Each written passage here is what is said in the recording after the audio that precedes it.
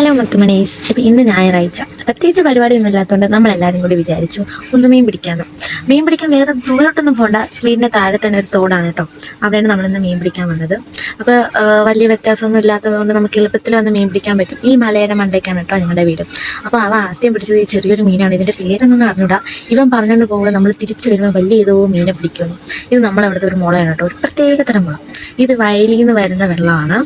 അങ്ങനെ അവ ആദ്യത്തെ ചൂണ്ട ഒരു പൊത്തിട്ട് കയറ്റി ഒരു മീനിനെ കിട്ടി കേട്ടോ. ഇതിൻ്റെ പേരെന്തോ ഒരു പേര് പറയും. അത് കഴിഞ്ഞ് വന്നപ്പോൾ കുറേ കഴിഞ്ഞ് നോക്കിയപ്പോൾ അളിയ മീനും പിടിച്ചുകൊണ്ട് വരുന്നു. അതും ചെറിയൊരു മീനെ കിട്ടി.